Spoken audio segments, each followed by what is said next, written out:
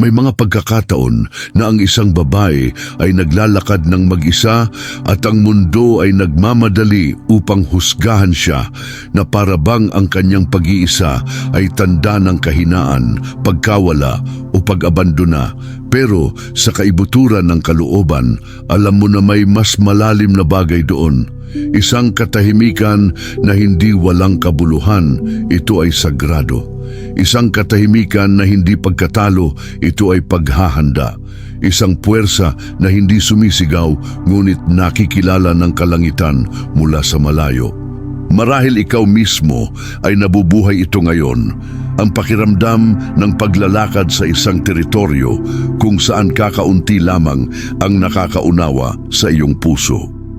Para bang walang saksi ang kanilang mga pakikibaka, na para bang lihim na bumabagsak ang kanilang mga luha, na para bang mula sa langit lamang ang pinapanood ng kanilang kwento.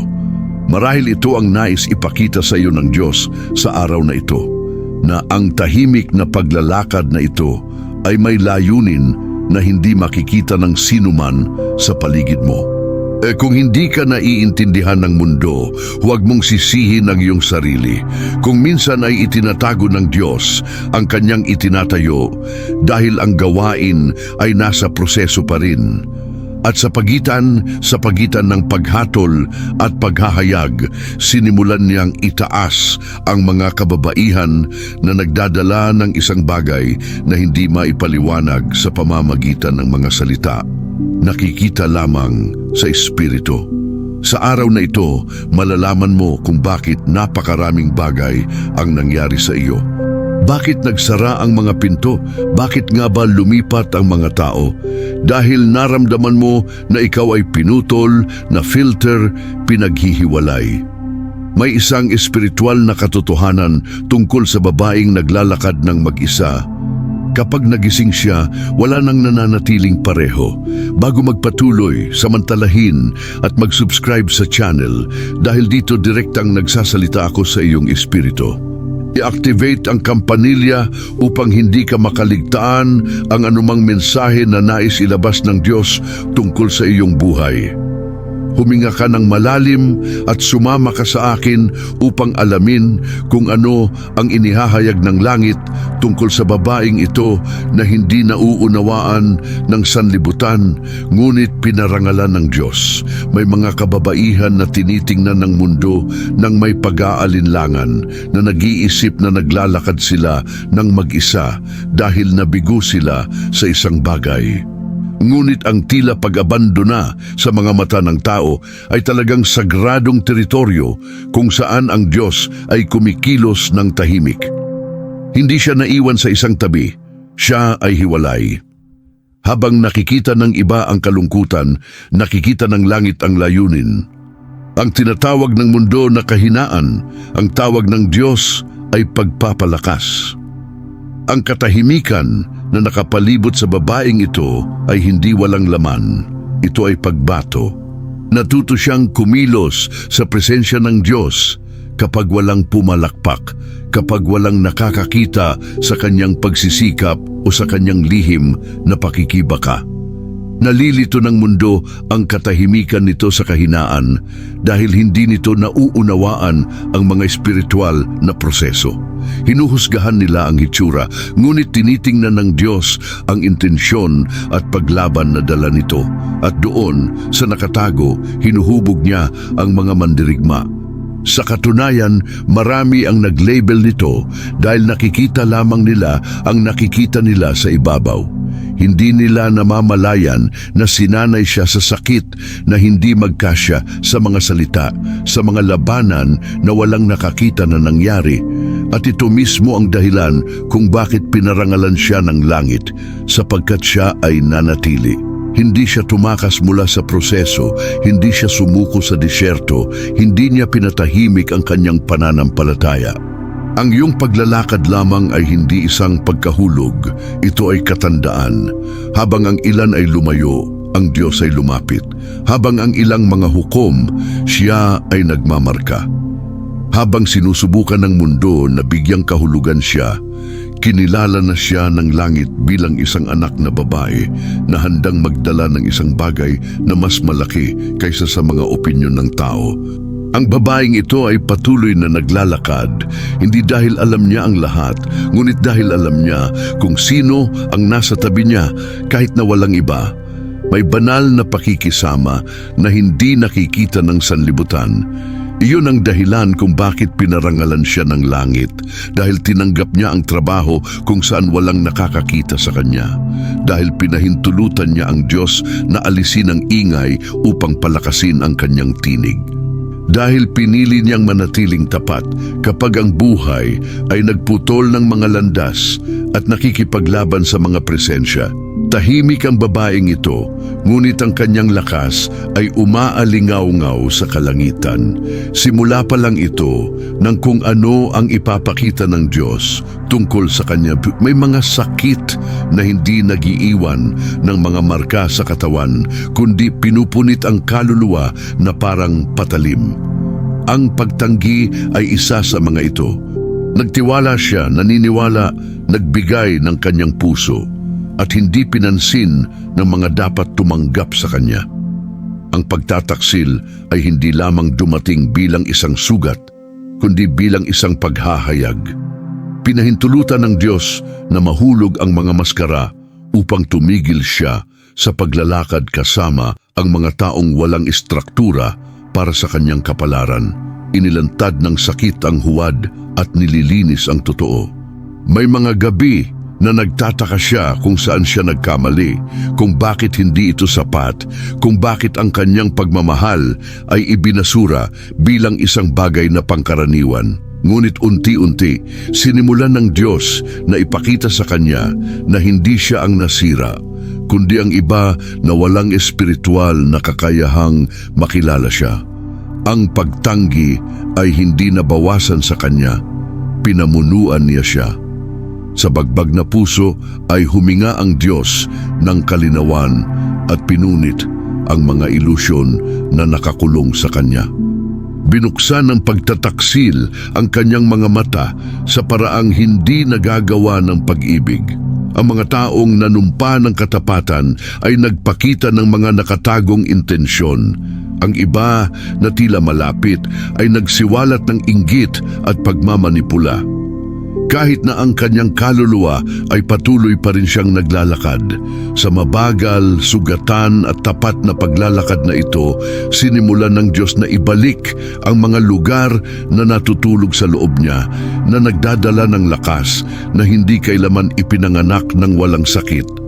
Ang paglilinis ng kaluluwa ay hindi dumating na may agarang kapayapaan, dumating na may mga clashes. Kinailangan niyang harapin ang kanyang sariling mga inaasahan, bitawan ang pangangailangan na mangyaring, talikuran ang pagkahilig na sisihin ang kanyang sarili para sa mga pagpipilian na hindi sa kanya, at sa proseso nagising ang kanyang espiritual na pagiging sensitibo. Sinimulan niyang makita ang mga tao hindi sa kanilang sinasabi, kundi sa kung ano ang dala nila. Ang sakit ay naging isang lens at ang lens ay naging proteksyon.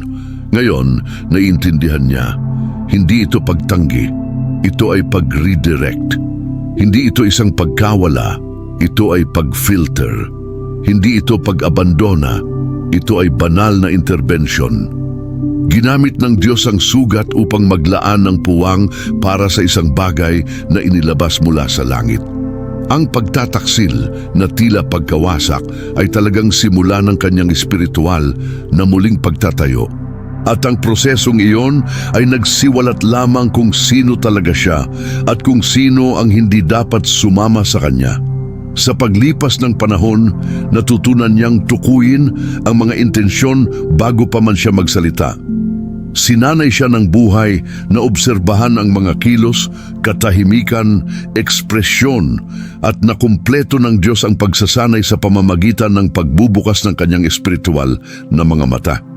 Sa ngayon, napapansin niya ang mga manipulasyon na dati ay hindi napapansin. Hindi dahil naghinala siya, kundi dahil nagising siya. Ang iyong kaluluwa ay hindi na walang muwang, ito ay protektado. May mga taong lumapit na nagdadala ng mga nakatagong inaasahan, makasariling mga plano, pagnanais na kontrolin. Ngunit hindi na siya yumuyuko para mapasaya ang sinuman. Masyado na siyang nahirapan para makipag-ayos sa kanyang kapayapaan kapalit ng pagsang-ayon. Ang kanyang matatag na paninindigan ay natatakot sa mga taong sanay na mahanap siyang mahina.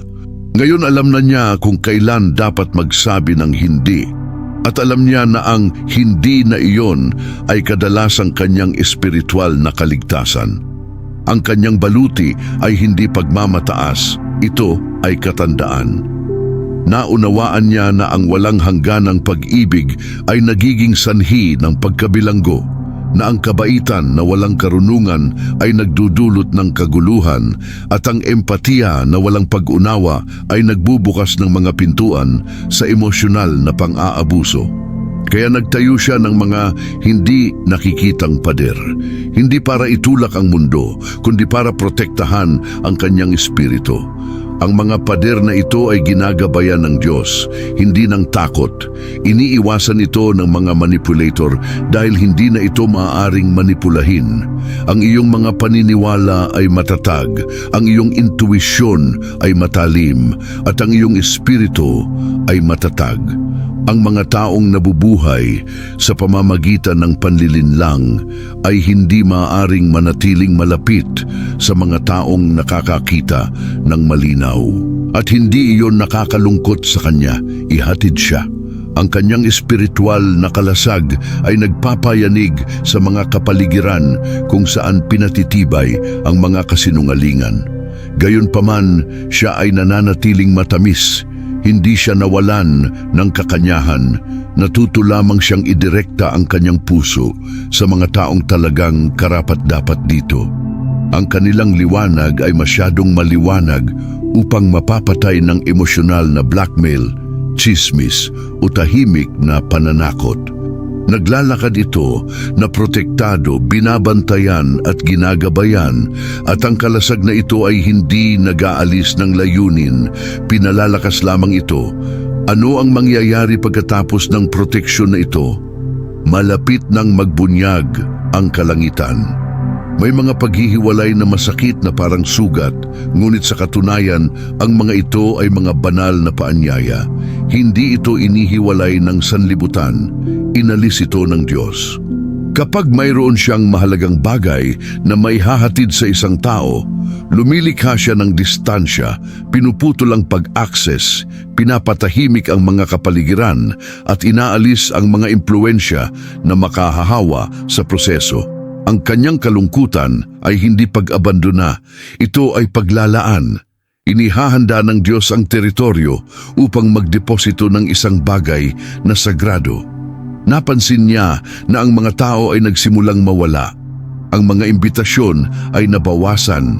Ang mga siklo ay natapos ng walang paliwanag. Hindi dahil nawalan ito ng halaga, kundi dahil lumaki ng husto ang halaga nito, kaya hindi na ito magkasya sa parehong lugar. Binago ito ng Diyos ng tahimik dahil ang langit ay gumagawa ng mga pagsasaayos nang hindi humihingi ng opinyon ng lupa. Sa katunayan, ang bawat pag-alis ay proteksyon. Ang bawat saradong pinto, isang espiritual na pag-filter. May mga misyon na humihingi ng mga pagtalikod na kakaunti lamang ang handang gawin, at tinanggap niya. Pinayagan niya ang Diyos na baguhin kung ano ang komportable, muling ayusin ang mga prioridad at takayin siya sa mga landas na walang palakpakan, ngunit may banal na presensya. Sa espiritual na pagtatago na ito, nabuo ang kanyang panloob na lakas at ang kanyang pagkakakilanlan ay nagkamit ng lalim. Ang paghihiwalay ay mayabong na lupa, hindi bilangguan. Kapag pinaghiwalay ng Diyos ang isang tao, ginagawa niya ito upang mapanatili ang darating. Ang babae na naglalakad ng mag-isa ay talagang nagdadala ng isang makalangit na deposito na hindi pa maaaring ilantad. Nagdadala ito ng bigat at layunin na nangangailangan ng katandaan, katahimikan at pag-iingat. Iyon ang dahilan kung bakit inalis ng Diyos ang ingay, mga taong may interes sa sarili, mga walang kabuluhang impluensya at emosyonal na pagkagambala. Nililinis niya ang kapaligiran para sa pagbubunyag. Ngayon, nauunawaan nito na ito ay binawi upang palakasin. Ito ay pinaghiwalay upang maging nakahanay. Siya ay nakahiwalay upang ma-consecrated. Inilagay siya ng Diyos sa isang maingat na proseso dahil ang lumalaki sa loob niya ay napakalaki. At kapag dumating ang panahon ng paghahayag, marami ang mauunawaan kung bakit siya lumakad ng mag-isa at kung bakit ang kalungkutan na ito sa katunayan ay isang tatak mula sa langit sa kanyang buhay. Ang katahimikan na minsan ay tila hindi komportable ay naging lugar kung saan sa wakas ay huminga ang kanyang kaluluwa. Nalaman niya na ang Diyos ay nagsasalita ng mas malinaw kapag ang ingay ng mundo ay nanahimik. Sa puwang na ito ng katahimikan, bumagal ang kanyang mga saloobin. Ang kanyang damdamin ay nakahanap ng direksyon at ang kanyang espiritual na pagiging sensitibo ay lumalawak. Ang katahimikan ay naging isang silid-aralan, altar, kanlungan. Sa mga sandaling walang naghahanap sa kanya, natuto siyang hanapin ang Diyos. At doon niya narinig ang mga sagot na hindi niya kailanman makikita sa mga tinig ng tao. Mga paghahayag na dumating tulad ng isang malambot na ugnay, tulad ng isang hindi inaasahang liwanag, tulad ng isang pangitain na nagbubukas mula sa loob. Itinuro ng pag-iisa ang hindi itinuturo ng anumang sermon.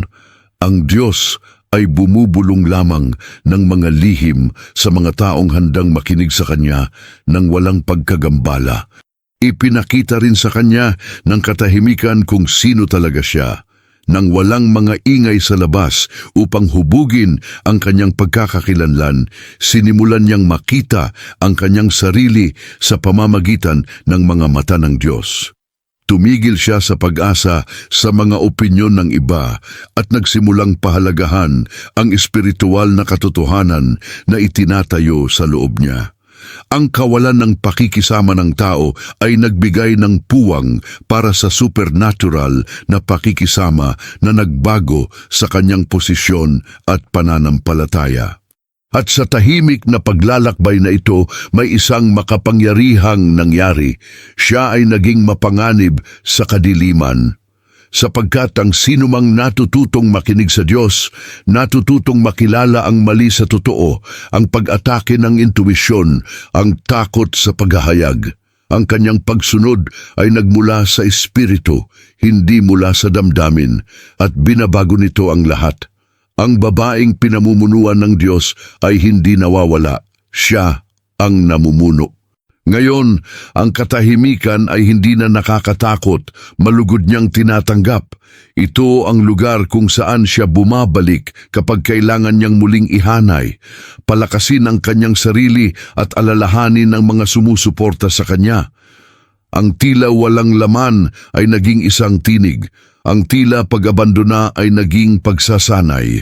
Kinausap siya ng Diyos ng lihim at iyon ang pinakadakilang regalo na maibibigay sa kanya ng kalungkutan. Ano ang nanggagaling sa katahimikan na ito? Marami pa rin ang magugulat dito. Tinawag siyang malamig, seryoso, malayo. Para bang ang kawalan ng pagkakalantad ay nangangahulugang kawalan ng puso. Kakaunti lamang ang nakakaalam kung gaano siya kahirap magayos para magpatuloy sa paglalakad. Nakikita ng mga tao ang posisyon, ngunit hindi nila nakikita ang proseso. Binibigyang kahulugan nila ang katatagan bilang pagmamataas, kalmado bilang kawalang interes, at mga limitasyon bilang kawalang pasasalamat. Ang kawalang katarungan ng mga label ay nagpapabigat sa kanya, ngunit hindi siya paralisado. Ang hindi alam ng marami ay kinailangan ng bumangon ng babaeng iyon mula sa sakit na sana ay makasira sa ibang tao. Natagpuan niya ang lakas kung saan wala ng iba pa. Pinipigilan ang mga luha habang nakangiti, hinawakan ng mundo sa kanyang balikat kahit walang nag-aalok ng tulong. Ang kanyang posisyon ay hindi ipinanganak mula sa lamig, kundi sa kaligtasan. Ang bawat peklat ay nagtuturo ng higit pa kaysa sa anumang papuri na maituturo.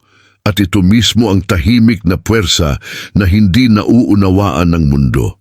Hinuhusgahan nila ang kanilang nakikita, ngunit binabaliwala nila kung ano ang napagtagumpayan nito araw-araw.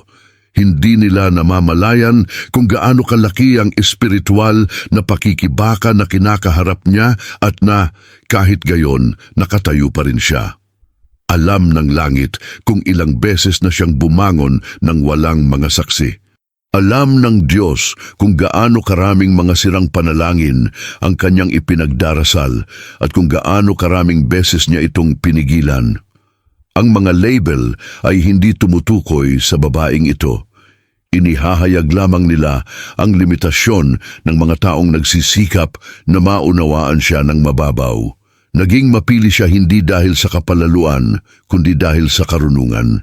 Natutunan niyang makipag-usap ng mas kaunti, makaramdam ng higit pa, pumili ng mabuti, at unahin kung ano ang talagang mahalaga.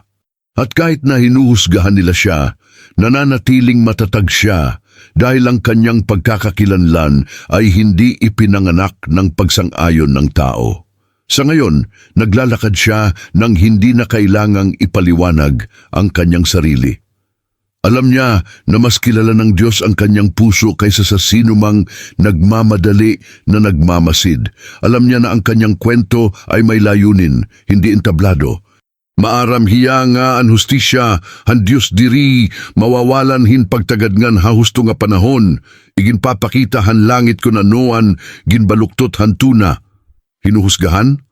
Oo. May label? Gayon din. Ngunit hindi ito bumagsak, at hindi pa ito ang huling kabanata ng kanyang kwento. Sa paglipas ng panahon, napagtanto niya na ang dami ay hindi nangangahulugang kalidad. Marami ang malapit sa kanya, ngunit kakaunti lamang ang kasama niya sa katotohanan. Itinuturo ng espiritual na kapanahunan na ang presensya ay hindi magkasing kahulugan ng koneksyon at ang pagsasama ay hindi magkasing kahulugan ng pag-aalaga. Kaya tumigil siya sa pagkolekta ng mga tao at nagsimulang obserbahan ang mga bunga, mga saloobin, pagkatao, mga alituntunin at espiritual na pagkakahanay. Nagkaroon siya ng buong siklo, ngunit walang layunin. Mahaba ang pag-uusap, ngunit talagang mahina. Matinding relasyon, ngunit mahina sa oras ng sakit. Doon sinimulan ng Diyos na i-filter ang kanyang landas, inaalis ang mga ugnayan na nauubos ang kanyang enerhiya at pinagsasama-sama ang mga taong nagdadala ng liwanag, emosyonal na responsibilidad at malinis na intensyon. Nagsimulang magbago ang kanyang buhay nang ipagpalit niya ang kumpanya para sa malalim. Yana, ginpapabilhan niya ang mga tao nga nag-aampo, nagtutukod, maaramon, nga nagsasagdon, nga naabot nga may kamurayawan, imbes nga kagubot. Alam niya kung paano makikilala kung sino ang nagmumula sa pagkamausisa at kung sino ang dumating para sa layunin. Sino ang dumarating upang magdagdag at kung sino ang darating upang sumipsip. Sino ang isinugo ng Diyos at sino ang isinugo ng emosyonal na pagkapagod? Ang kanyang pangunawa ay tumaas dahil ang kanyang kaluluwa ay natutong mabuhay nang hindi sinasalakay. Sa totoo lang, masyado na siyang nagbibigay ng pansin sa mga taong walang istruktura para maglakad kasama niya.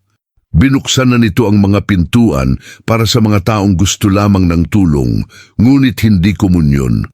At ang pagkasira na ito ay nagturo sa kanya na sabihin ang hindi na may pag-ibig, sapat na may kapanahunan at sapat na ngayon na may spiritual na autoridad. Natutuhan niya na mas mahalaga ang pagpapanatili ng espiritu kaysa sa pagpapanatili ng hitsura. Ngayon, naghahanap ito ng mga bunga, kapayapaan, katotohanan, katapatan, panalangin, paglago. At kung ang isang tao ay hindi nagdadala nito, hindi nila hinuhusgahan, nagpatuloy lang sila sa kanilang paraan. dahil nauunawaan niya na hindi lahat ng tao ay pinahihintulutan na lumakad kasama ang isang taong minarkahan ng Diyos. Pinili niya ang lalim at binago nito ang takbo ng kanyang espiritual na buhay. Sino ba naman ang mag-aakala na ang ganitong uri ng pagmamalaki ay hindi pa rin niya maintindihan ang kahalagahan ng kanyang kaluluwa? Hindi na siya ang babaeng dating nagdala ng pagkakasala na hindi sa kanya, ni ang taong humingi ng pagpapatunay sa mga kamay na hindi alam kung paano siya hawakan. Ang kanyang pagbabagong anyo ay hindi biglaan. Ito ay itinayo ng paunti-unti, sakit sa sakit, paghahayag sa pamamagitan ng paghahayag. Kinuha ng Diyos ang bawat nasirang bahagi at binigyang kahulugan ang dating tila pag-aaksaya. Ngayon, nagtataglay ito ng mga marka na hindi nakakahiya. Nagpapatotoo sila. Ang pinakakahanga-hanga ay hindi ang pagbabago na nakikita ng iba, kundi ang pagbabagong nararamdaman nila kapag tumingin sila sa loob. Dati, ang lahat ay yumanig sa kanya. Sa ngayon, naiintindihan na niya ang mga proseso. Sa halip, anumang salita ay nasasaktan siya. Yana naiiba ito ang espiritual nga pag-atake tikang haopinyon tawo. Dati, nawala ang kanyang sarili sa pagsisikap na mapasaya. Sa ngayon, alam na niya kung sino siya at alam na niya kung bakit siya tinawag. Iyan ang espiritual na kapanahunan, tahimik, malalim, pare-pareho. Nangyari ang kanyang pagbabagong anyo nang lisanin niya ang mababaw na lugar. Nang magpasya siya na hindi na siya mabubuhay sa emosyonal na mga mumo o sa mga relasyon na naubos o sa mga kapaligiran na nagpapadilim ng kanyang liwanag, pinili niya ang layunin, hangganan at pag-unlad. At sa sandaling iyon, ang kalangitan ay nagsimulang gumalaw ng mga bagay na natigil sa loob ng maraming taon dahil pinapabilis lamang ng Diyos kung ano ang natagpuan niyang kapanahunan upang mapanatili. Ang isang nagbago na babae ay hindi humanga sa papuri at hindi nawawalan ng pag-asa sa pagpuna.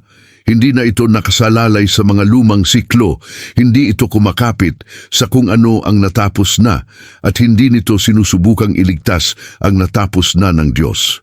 Ang kanilang kapayapaan ay hindi na mapag-uusapan. Tumigil sa pag-aalinlangan ang kanyang pananampalataya. Ang kanyang puso ay hindi na magagamit ng sinuman. Siya ay naging matatag, nakatuon at espiritual na nakahanay. At ang pinakamagandang bagay ay ang kanyang pagbabago ay hindi gumawa ng isang kaguluhan. Ito ay nag-ugat, hindi ito sumabog upang makita, lumaki ito upang maging walang hanggan. Ang kanyang buhay ay buhay na patunay na ang Diyos ay nagpapanumbalik, nagpapalakas at nangunguna sa Diyos. At kung ang pagbabagong ito ay dakila na, kung ano ang darating pagkatapos ay mas dakila dahil ang Diyos ay hindi kailanman nagtatapos ng isang gawain sa gitna. Patuloy siyang lumalalim, nagbubunyag at nangunguna at handa na siya para sa susunod na hakbang. Ang kaaway ay laging nagsisikap na ihiwalay ang kanyang kinatatakutan at iyon mismo ang nangyari sa kanya. Nang maramdaman niya ang kanyang espiritual na lakas na nagising, sinubukan siyang palibutan ng kadiliman ng katahimikan at pag-iisa. Ngunit ang hindi alam ng kaaway ay ang paghihiwalay na binalak niya ay naging banal na pagsasanay. Ang babae na naglalakad ng mag-isa ay hindi nag-iisa. Siya ay nasa pormasyon. Inilagay siya ng Diyos sa isang teritoryo kung saan ang kanyang pagpapahid ay maaring lumago ng walang panghihimasok. Ang kapangyarihang dinadala niya ngayon ay hindi ipinanganak mula sa palakpakan, kundi mula sa mga disyerto. Hindi ito ipinanganak sa papuri, kundi sa mga luha. Hindi ito ipinanganak sa kaginhawahan, kundi sa mga espiritual na labanan na nanalo siya kahit na nakaramdam siya ng pagod. Tuwing umaga ay bumabangon siya upang manalangin kahit na walang lakas, nagdaragdag ng awtoridad sa kanyang espiritu. Ang bawat kawalang katarungan na ibinibigay niya sa Diyos ay naging plataporma para sa karangalan sa hinaharap. Ngayon, humakbang siya kung saan marami ang natatakot na pumasok. May isang pagpapahid sa kanyang buhay na hindi maaaring kopyahin, bilhin o tularan. Ito ay bunga ng pagsuko, ng pagtalikod at ng katapatan sa kalangitan nang walang nakakita nito. Dahil dito, ang kanyang presensya ay nakakaapekto sa espiritual na marupok na kapaligiran. Ang mga taong nabubuhay sa mababaw na bagay ay hindi nauunawaan ang bigat na dala nito. Tahimik siyang dumating, ngunit nagsasalita ang kanyang diwa. Hindi niya pinipilit ang kanyang sarili, ngunit inilalantad ito ng kanyang pangunawa. Hindi siya nagbabanta, ngunit ang kanyang liwanag ay nag-aalis ng mga armas. At iyon mismo ang dahilan kung bakit ito ay isang tunay na espiritual na banta. Ang kaaway ay hindi natatakot sa mga taong maingay. Natatakot ito sa mga taong nakapila. Hindi siya natatakot sa mga nagdarasal ng walang kaugalian. Siya na nananalangin ng may kapamahalaan. Hindi siya natatakot sa mga nagsasabing siya ay sumasampalataya. Natatakot siya sa mga namumuhay sa kanyang ipinangangaral. Ang babaeng ito ay natutong lumaban sa kanyang mga tuhod, maghintay ng tahimik at maunawaan ng malalim. At ito ang naging isang larangan ng digmaan na napanalunan ng maaga. Sa ngayon, mag-isa siyang naglalakad sa labas, pero kasama niya sa loob. May mga anghel na gumagalaw sa paligid niya. May espiritual na selyo sa kanyang noo. May banal na utos na sumusunod sa kanya saan man siya maglalakad. Ang babaeng naglalakad ng mag-isa ay hindi mahina. Mapanganib siya sa kadiliman. Hindi ito nakakalimutan, ito ay pinili. Hindi ito maliit, puno ito ng kuryente. At hindi pa nagsasabi ang langit ng huling salita tungkol sa kung ano ang inilalabas sa kanya. Kahit na akala niya ay nag-iisa siya, ang Diyos ang nag-arkitektura ng bawat detalye ng landas. Walang katahimikan na walang laman, walang kawalan na hindi sinasadya, walang saradong pinto ang parusa. Bahagi ito ng isang paghahanda na hindi pa rin niya naiintindihan. Hindi ito pinabayaan ng langit, itinago lamang nito ito ng pansamantala, tulad ng pagtatago ng isang bagay na mahalaga bago ito ibunyag sa mundo. Siya ay protektado nang hindi man lang namamalayan ito. Habang umiiyak siya sa paniniwala na siya ay nakalimutan, ang Diyos ay nagtataas ng mga di nakikitang hadlang laban sa mga bagay na maaaring makasira sa kanya. Iniingatan niya ang kanyang kaluluwa mula sa mga pag-uusap na maglilito nito. Pinalayas ang mga taong mauubos ang kanyang lakas at pinipigilan ang pag-access na magiging bitag sa hinaharap. Binigyang kahulugan niya ito bilang pagkawala, ngunit alam ng langit na proteksyon ito. Hindi siya lumakad ng walang takip, hindi niya alam kung magkano ang nakaimbak. At nang tanungin ng kaniyang mahinang puso, bakit mo ginagawa ito? Sumagot ang Diyos sa Espiritu, sapagkat inihahanda kita para sa isang bagay na lalong dakila. Ang tila pagkaantalay ang pagbato, ang tila parusa ay ang konstruksyon, ang tila katahimikan ay ang pagtuturo. Lumaki ang kanyang pananampalataya nang isipin ng mundo na siya ay lumiliit. Lalong lumakas siya sa lihim habang hinuhusgahan siya ng ilan sa hindi nila maintindihan. Ang katotohanan ay hindi pinahina ng Diyos ang kanyang ningning, iningatan niya ito. Iningatan niya ang kanyang tinig, ang kanyang pagiging sensitibo, ang kanyang kadalisayan at ang kanyang pagpapahid sa takdang panahon. Alam niya na kung ibinubunyag niya ito ng mas maaga, madali siyang puntirya ng kainggit, espiritual na pag-atake at pagmamanipula ng tao. Pagkatapos ay pinatahimik niya ito. Tulad ng isang hiyas na pinakintab ang layo mula sa mga naguguluhan na mga mata. Ginagawa ito ng langit sa isang detalyado at sinasadyang paraan. Sa wakas, dumating na ang panahon ng paghahayag. Hindi ang paghahayag na ipinapakita nito, kundi ang nagpapatunay nito. Hindi ang taong naghahangad ng entablado, kundi ang taong tumutupad sa layunin. Lumalakad siya na minarkahan ng kaluwalhatian ng Diyos, na may dalang autoridad, pangunawa at kapanahunan na hindi maaring ninakaw. Hindi siya kailanman pinabayaan, siya ay pinili, nailigtas at inihanda para sa isang paggising na magbabago sa lahat ng bagay sa paligid niya. Iyon lang, simula pa lang ito. Kung nakarating ka na sa ganitong kalayo, tiyak na naramdaman mo na sa iyong diwa na wala kang naranasan na walang kabuluhan. Bawat katahimikan, bawat pag-urong, bawat nakatagong luha ay may layunin. Ang Diyos ay humuhubog ng isang bagay sa loob mo na hindi kailanman maitayo sa ingay ng sanlibutan. Ang babae na naglalakad na nag-iisa ay hindi nakikita.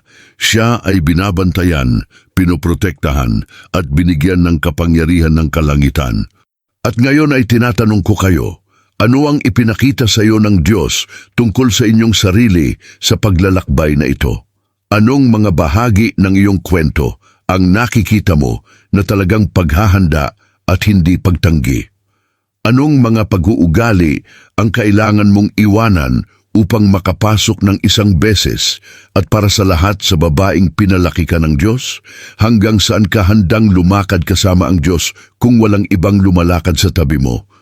Marahil ay nagdulot ng pag-unawa ang Espiritu Santo sa mga aspeto ng inyong buhay na hindi ninyo pinansin.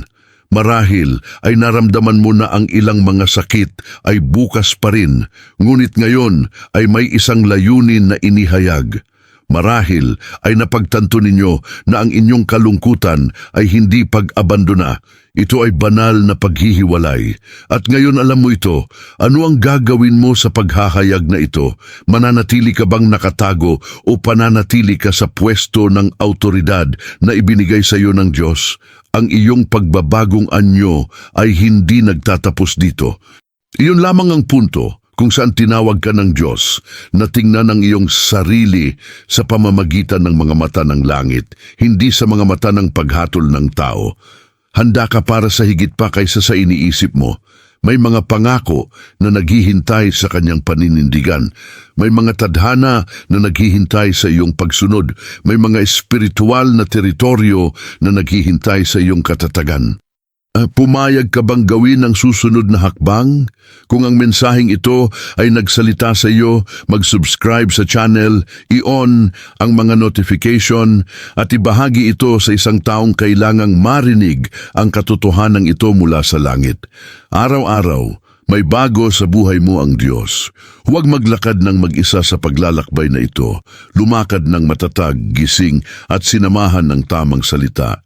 Kung ang mensaheng ito ay nakatagpo ng puwang sa iyong puso, huminga ng malalim at dalhin ang lahat ng ipinahayag ng Diyos ngayon. Ang babaeng naglalakad ng mag-isa ay hindi nawawala. Siya ay ginagabayan. Hindi ito nakakalimutan. Ito ay inihahanda. At mula ngayon, hindi ka na lumalakad ng bulag. Lumalakad ka ng may kamalayan sa layunin, sa proteksyon at sa pagpapahid na iyong dinadala.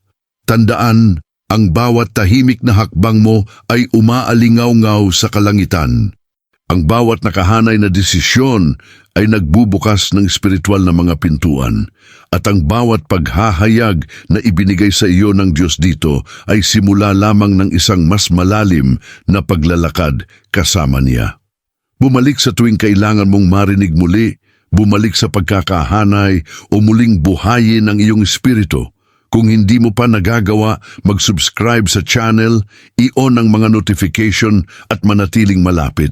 May mga mensahe na nais pa ring ilabas ng Diyos ng direkta sa inyo.